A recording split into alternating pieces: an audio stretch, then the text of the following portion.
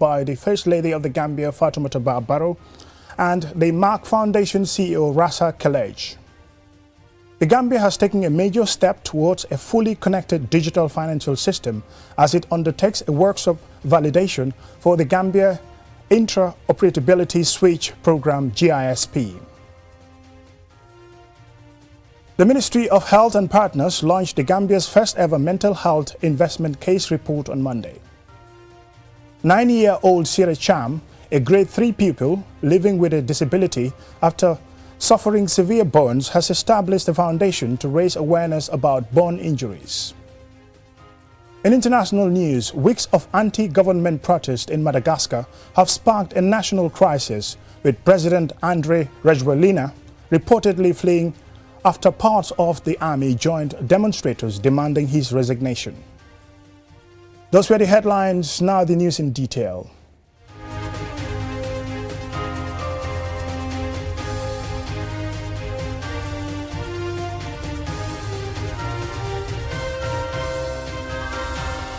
Welcome and thank you for joining us. This is QTV News. The 12th Merck Foundation Africa-Asia Luminary Conference officially opened today in the Gambia, co-chaired by the First Lady of the Gambia, Fatoumata Barrow, and the Merck Foundation CEO, Rasa Kelej. The two-day high-level conference brings together First Ladies, health experts, policymakers, and media professionals from across Africa and Asia. Aliou Cissé reports. This conference, taking place in the Gambia for the first time, features sessions on capacity building, media training and scientific exchange, attracting experts from more than 70 countries, both in person and online. Also in attendance are First Ladies from Liberia, Senegal, Central African Republic, Burundi, Nigeria, and Sao Tome and Principe, and host First Lady Fatoumata Barrow of the Gambia. Participants will use it today to discuss how best to promote positive narratives on health, education, and women's empowerment. Merck Foundation CEO Rasa Kelej and Dr. Frank Stangebach Haverkamp, the chairman of the Merck Foundation Board of Trustees, say they are inspired by the impact the foundation continues to have in empowering women and building health capacity across the continent. And together we had provided more than 2,400 scholarships for doctors and healthcare providers from 52 countries in more than 42 medical, underserved and critical specialties. I would also like to extend my sincere thanks to Her Excellency Mrs. Fatoumata Barrow, the First Lady of the Gambia, Ambassador of Merck Foundation, more than a mother, and co-chairperson of the 12th edition of the Merck Foundation Africa-Asia Luminary, for her dedication and support in making this conference possible, and her unwavering support she gave to our cause for the past years back. Since partnering with Merck Foundation in 2017, the Gambia has benefited from 94 scholarships offered to doctors and specialists in fields such as oncology, diabetes, and reproductive health. First Lady Fatoumata Barrow, co-chair and host of this conference, reaffirmed her commitment to advance the healthcare delivery, girls' education, and women empowerment in the Gambia. For me personally, the health and empowerment of girls and women remain my top priority. I have been deeply involved in efforts to improve access to quality healthcare in the Gambia, especially in the areas of maternal and neonatal health. Deputizing for President Barrow, who is on vacation in his home village, the Gambia's Vice President Mohamed B.S. Jallow said he is proud of the partnership between Merck Foundation and African First Ladies to strengthen healthcare systems. Indeed, your work may appear to be simply humanitarian in nature, but it is actually nation-building in its purest and most impactful form.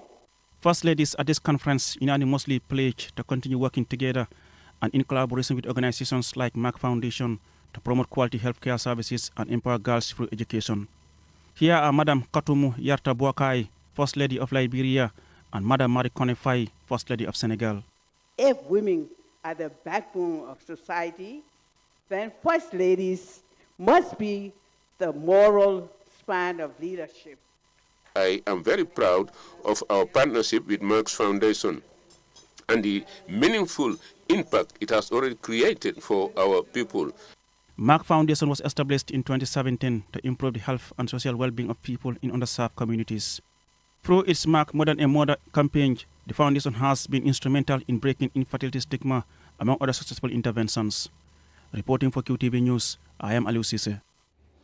The Gambia has taken a major step towards a fully connected digital system as it undertakes fully connected financial digital system as it undertakes a validation workshop for the Interoperability Switch Program GISP.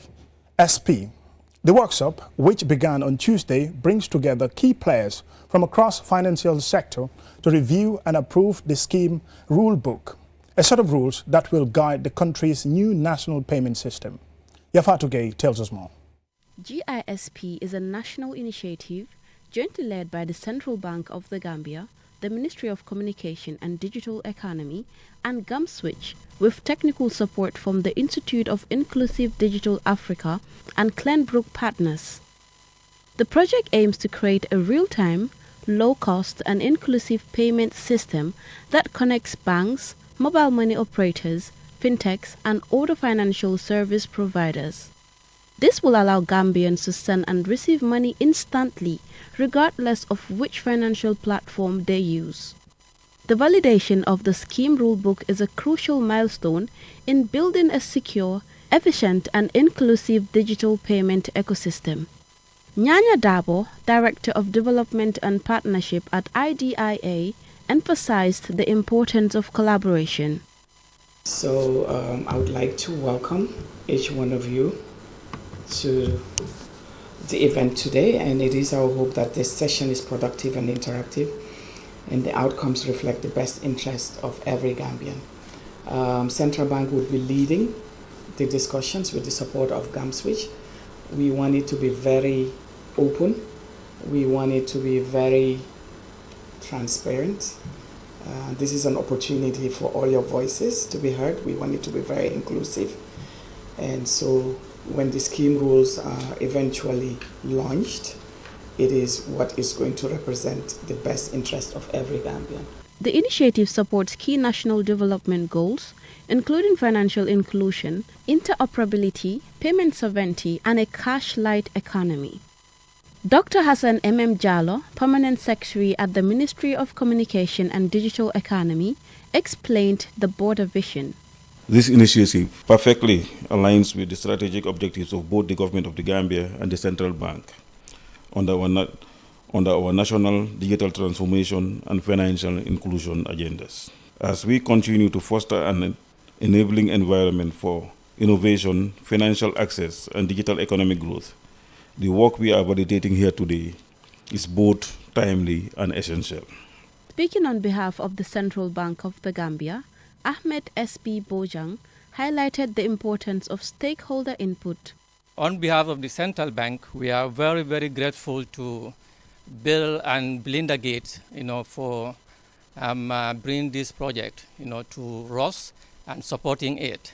We'll do as a bank what is required of us, to ensure that is completed with success. Participants at the workshop representing banks, mobile money providers, fintechs, and other financial institutions are contributing their insights to help finalize the rulebook. Their goal is to ensure the guidelines are practical, secure, and inclusive. The outcome of the workshop is expected to pave the way for a digital future where access to fast, affordable, and reliable payment is available to every Gambian, regardless of background or location. Reporting for QTV News, this is Yafatu Gay. The Ministry of Health and Partners on Monday launched the Gambia's first ever mental health investment case report at the Sadauda Conference Center in Bijilo. Lole M. Kamara tells us more. The launch of the Gambia's Mental Health Investment Case Report 2025, the first of its kind in West Africa, and the 12th in the Global Report on Mental Health Investment, is a major milestone in the country's efforts to improve mental health services. Officials say the report will not only quantify the immense socio-economic cost of mental health disorders, but also highlight the transformative potential of scaling up effective evidence-based interventions and promote inclusive development.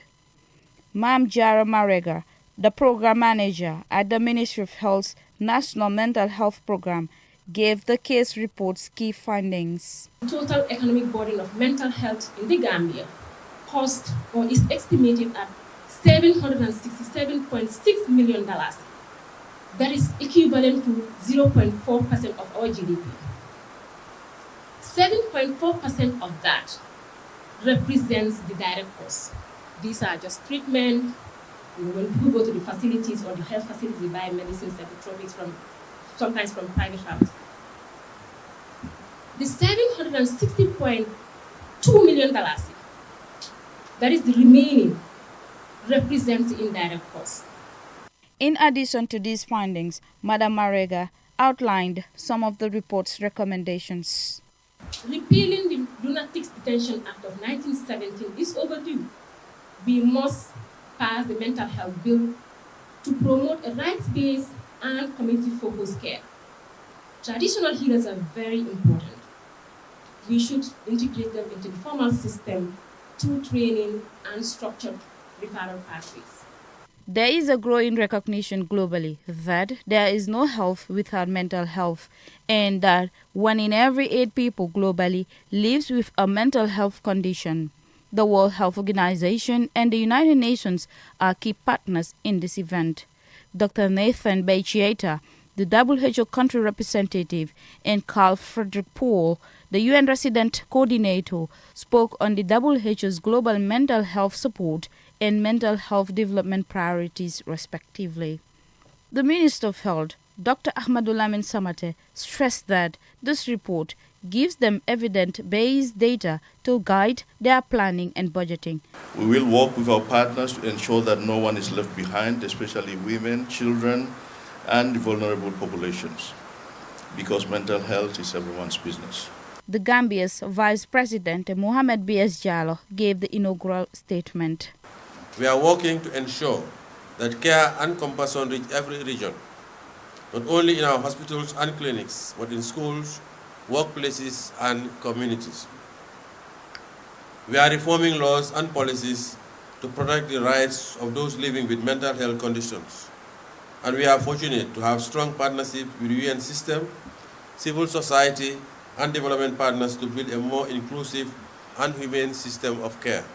As the government commits to enhancing the country's mental health services, officials say this report marks the start of a more inclusive health system, one that recognizes mental well-being as vital to national development. For QTV News, Loli M. Kamara. From that report by Loli M. Kamara, we'll now go for a commercial break, and when we return, we have national and international news stories. Do stay tuned. What is food? Food is life. Food is memory, roots, land, and the knowledge of our ancestors. The wisdom passed down with every harvest. Food is innovation. Food is caring. It's connections, it's culture. It's the way we nurture each other. Food is a right, not a privilege. Everyone deserves safe, nutritious food. Food is our future on the plate. 80 years ago, the world set out to end hunger and malnutrition. 80 years ago, the world made a promise to grow, share, feed communities, and live better through food. But today, hunger persists in spite of the best efforts of farmers, women and men, youth, indigenous peoples, who work with courage and care. This World Food Day, let's walk forward. Hand in hand. Honoring traditions. Cultivating new ideas. Engaging in innovation. Feeding communities. Transforming how we grow. Nurturing and harvesting a better future. To leave no one behind. Every action, big or small, brings us closer to a better life. We each have a role to play. When we join together across borders, cultures, and generations, we are part of the solution. The future of food belongs to all of us. Hand in hand for better foods and a better future for everyone.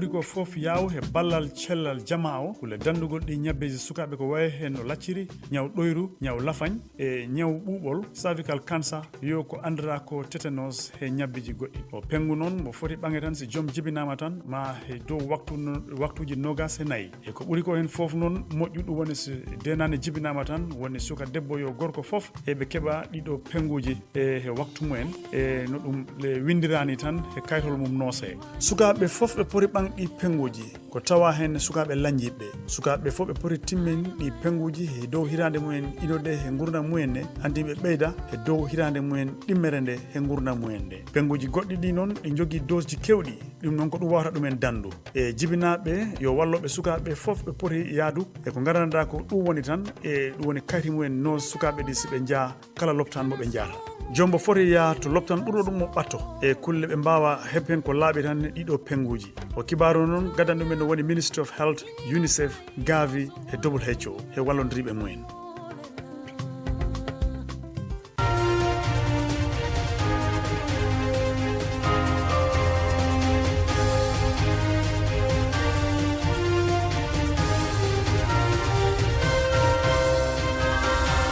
Welcome back, and this is QTV News. 9-year-old Sira Cham, a grade 3 pupil living with a disability after suffering severe burns, has established a foundation to raise awareness about burn injuries. The Sira Foundation was officially launched on Sunday in Brusubi. Yafatugay reports. The Sira Foundation was established to raise awareness about burn prevention, support survivors, and combat stigma and discrimination. It also advocates for inclusion and equal opportunities for people living with burn-related disabilities. At the launch, Sira Cham, founder of the organization, shared her personal story, recalling how a frying pan accident left her with severe burns when she was just 2 years old. I am growing up knowing my story with stigma in the society. All burn patients need physiotherapy at the early stage of burn. You can't admit a burn patient for 1 month without physiotherapy. Sira Cham Foundation is for burn victims. It's a charitable foundation that is out to help burn victims in several ways to cope with defects and prevent. Sira's mother, Awa Cham, recounted the day of the tragic accident, explaining that her daughter underwent 5 surgeries in the Gambia and abroad during her recovery journey. When it happened, we spent all our money moving Sira from one hospital to another before finally traveling to Turkey for treatment.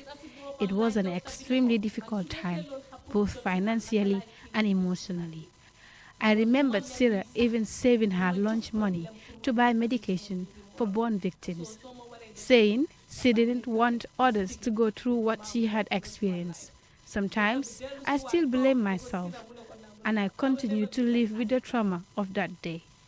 I know burns cannot always be prevented, but I urge parents to be extremely cautious with their children around fire or anything that could cause burns. Keba S. Marina, a consultant and orthopedic surgeon who has been part of Sira's recovery journey, commended her courage and determination, describing her as a true inspiration for other survivors. And I'm happy to be here and support in any way that we can. And I would urge all those in the country, all those currently here, that have various aspects to do with this, whether it's the health education, bringing it into schools and advocating it for it in other ways, to help support this Sira Foundation with all their vigor. And that is that hopefully will make this foundation grow into something much bigger. Fatu Dalibite, representing the Ministry of Basic and Secondary Education, emphasized the importance of inclusion and equal access to education for children with disabilities. Every child has the right to quality education that nurtures their potential and their dignity, as we can see in Sira today. When we promote inclusion, we do not only uplift the individual, but also strengthen our communities. According to global health data, burn injuries remain one of the leading causes of serious injuries and disabilities among children, especially in developing countries. Studies show how around 60% of childhood burns are caused by hot liquids or steam, most affecting children under 5.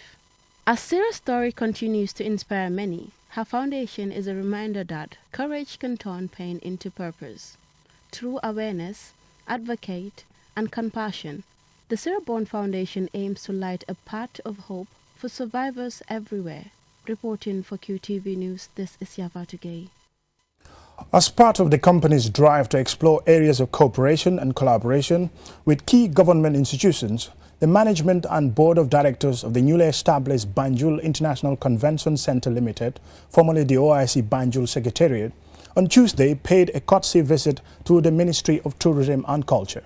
Answana Isonyasi was with them, and he now reports. Having moved into a thriving event management and hospitality service provider, overseeing the management of the Sadauda Karawa Jaura International Conference Center and the VVIP Lounge at the Banjul International Airport, the management and board of directors of the newly established Banjul International Convention Center Limited was at the Ministry of Tourism, Arts and Culture to formally introduce the company to officials of the ministry and explore cooperation, especially in the hospitality industry. Following a presentation of the company's history, organogram and services, as well as future plans by Ndei Kumba Demba, Head of Communications and Marketing, CEO Yankoba Diba, and Board Chairperson Ambassador Maudo Juara, said the company's mandate as a hospitality service provider that focuses mainly on promoting Destination Gambia aligns with that of the ministry, hence the significance of their visit, adding that besides exploring possible areas of collaboration, they were also at the ministry to seek support and guidance. Number one, primarily, is actually to promote Gambia as a destination for cultural exchanges, meetings, which I believe is the core mandate of the Ministry of Tourism. So we are delighted to be, for you to be the first of our hosts to meet and to explain ourselves and to solicit the cooperation of your ministry. The purpose of the mission is to seek the guidance as well as the support of the ministry to ensure that we deliver to the expectations of the President of the Republic of the Gambia, His Excellency Adama Barrow, the government, and the people of the Gambia. The Permanent Secretary at the Ministry of Tourism, Amin Jai Juve, expressed delight at receiving the delegation, adding that the establishment of BIC is a welcome development for the country's tourism sector, and went on to highlight the important role the company could play in the realization of the objectives of ongoing national tourism diversification efforts. We are convinced that with the partnership that you have, you are reaching out, we will be able to achieve our set objective, not only for the sector, but for other, because this will also, provide trickle-down effect to other sectors. So the OIC, the conference center, the BICC, it's not a small institution. It's an institution that, will impact on many institutions, on many sectors. Tuesday's visit to the Ministry of Tourism is one of several such meetings planned by the company's management with a view to building lasting partnerships with both state institutions and private entities. And by drawing on these interactions to deliver exceptional service, the company aspires to attract distinguished guests from across the globe with a particular focus on the West African sub-region. Answana Isonyasi for KTV News. And now to international news. Weeks of anti-government protests in Madagascar have plunged the island nation into crisis. President Andry Rajoelina has reportedly fled after sections of the army joined the demonstrators calling for his resignation. By Tuesday afternoon, members of the National Assembly had voted to impeach the president. Our Bob has more.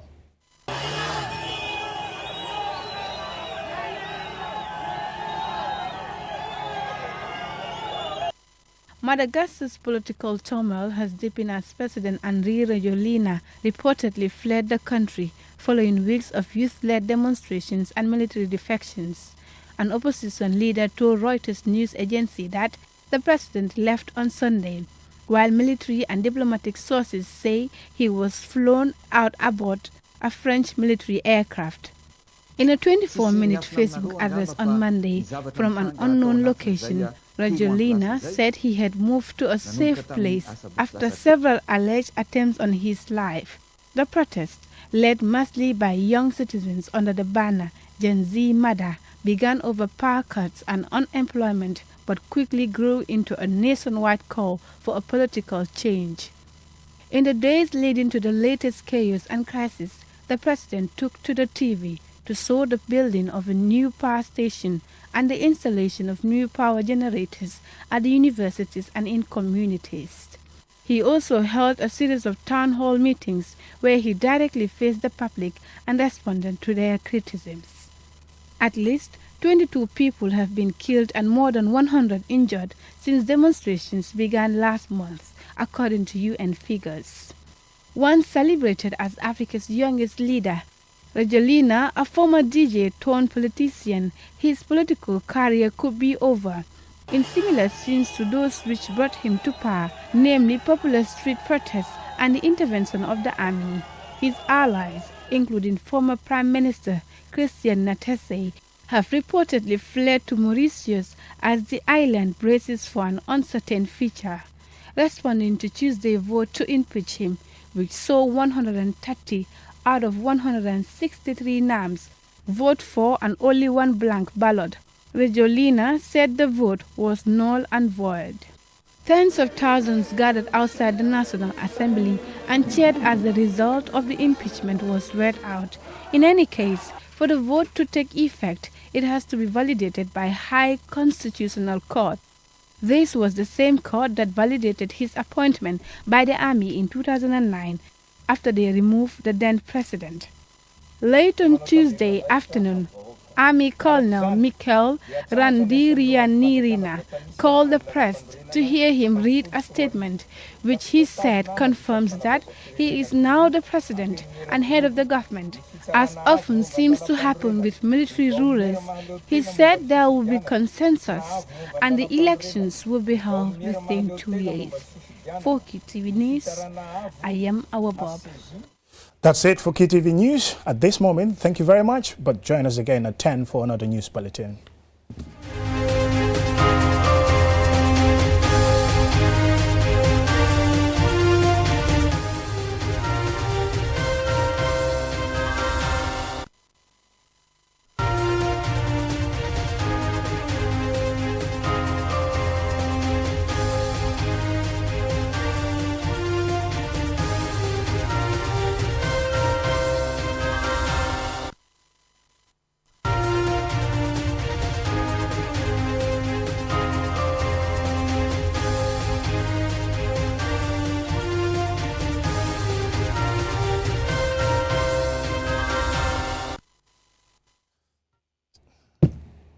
Just a second. Please. Okay. Can you do a countdown again?